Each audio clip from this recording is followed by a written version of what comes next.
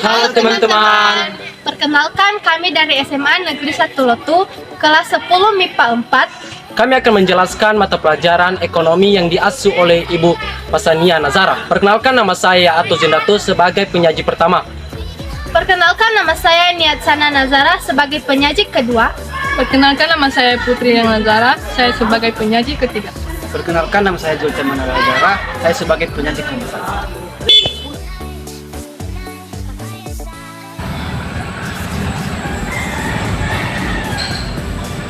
Baik, saya akan menjelaskan tentang pengertian asuransi. Yang pertama yaitu pengertian asuransi. Pengertian asuransi berdasarkan Undang-Undang Hukum Dagang KUHD pasal 246 disebutkan asuransi atau penanggungan adalah suatu perjanjian dengan seorang penanggung yang mengikat diri kepada seorang tertanggung dengan menerima suatu premi untuk digantikan kepadanya karena suatu kerugian atau kehilangan keuntungan yang diharapkannya karena yang mungkin akan dideritanya karena suatu peristiwa tertentu. Asuransi terbagi menjadi dua, yaitu fungsi utama dan fungsi sekunder. Fungsi utama yaitu menghasilkan atau membagi risiko dan pengumpulan dana. Melalui asuransi ini, seorang atau perusahaan dapat mengalihkan atau membagi risiko yang memungkinkan terjadi atas hidup dan harta benda karena sesuatu yang tidak pasti kepada perusahaan. Fungsi dari sekunder yaitu mendorong pertumbuhan usaha, adanya keamanan sehingga tertanggung dapat berkonsentrasi pada usahanya, pencegahan kerugian melalui identifikasi berbagai risiko potensial, pengendalian kerugian dan manfaat sosial yaitu mempercepat pemulihan ekonomi. Peran asuransi ini terbagi menjadi tiga, yaitu memberikan keamanan, menghasilkan sumber dana, dan mendorong pertumbuhan ekonomi. Jenis-jenis asuransi terbagi menjadi dua, yaitu berdasarkan segi sifat dan segi subobjek.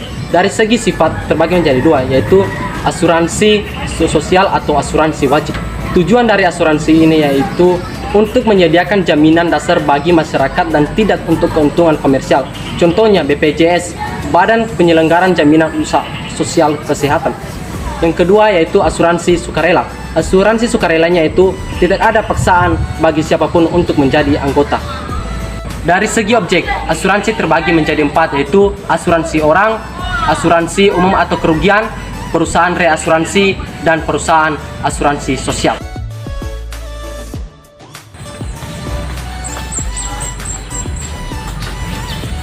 Baik, saya akan menjelaskan tentang pengertian dari dana pensiun, fungsi dana pensiun, dan peran dana pensiun. 1. Pengertian dari dana pensiun. Berdasarkan Undang-Undang Nomor 11 Tahun 1992 tentang dana pensiun, disebutkan bahwa dana pensiun adalah badan hukum yang mengelola dan yang menjalankan program yang menjanjikan manfaat pensiun. 2. Fungsi dari dana pensiun. Fungsi utama dari dana pensiun adalah untuk menyediakan dana atau uang apabila peserta meninggal dunia atau mengalami kecelakaan atau cacat sebelum mencapai usia pensiun. 2. Sarana peningkatan ekonomi, di mana lembaga yang menyerap dana pensiun dapat menyimpan dana tersebut baik dalam bentuk tabungan atau investasi di bidang lain. Misalnya, investasi dalam bentuk pembelian obligasi, saham, maupun surat berharga dapat digunakan perusahaan dan negara untuk mengembangkan perekonomian.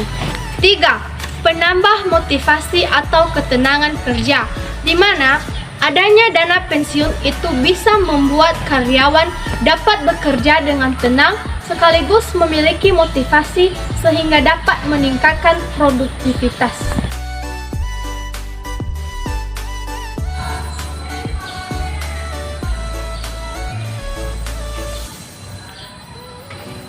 Baik, saya akan menjelaskan tentang pegadaian. Pengertian pegadaian adalah hak yang diperoleh seseorang yang mempunyai piutang atas suatu barang. Artinya, pegadaian adalah lembaga keuangan yang secara resmi mempunyai izin untuk melaksanakan kegiatan operasionalnya berupa pembiayaan kredit kepada masyarakat dalam bentuk penyaluran dana dengan jumlah yang lebih relatif kecil maupun jumlah yang besar atas dasar gadai, juga sebagai jasa titipan dan jasa taksiran. Sekian. Baik, saya akan menjelaskan fungsi pegadaian dan peran pegadaian. Yang pertama yaitu fungsi pegadaian. Pedoman Operasional Pengadaian tahun 1999 menyebutkan tugas pokok Perum Pengadaian adalah menyalurkan uang pinjaman atas dasar hukum gadai dan usaha-usaha lain yang berhubungan dengan tujuan perusahaan atas persetujuan Menteri Keuangan. Untuk menyelenggarakan tugas-tugas pokok tersebut, pengadaian mempunyai fungsi berikut.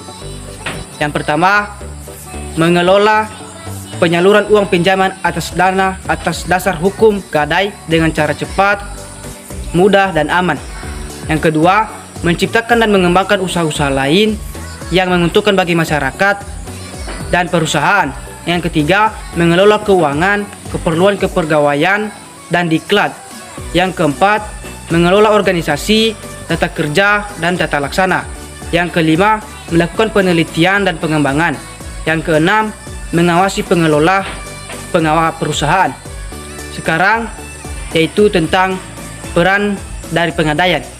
Peran pengadaian yaitu layanan keuangan jasa pembiayaan, di mana pengadaian menyediakan pola pembiayaan dan melalui sistem gadai.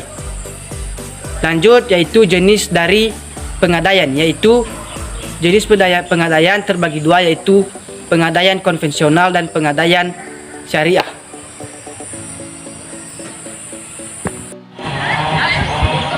Demikian presentasi kami. Jangan lupa Like, Komen. Dan subscribe. selamat menonton.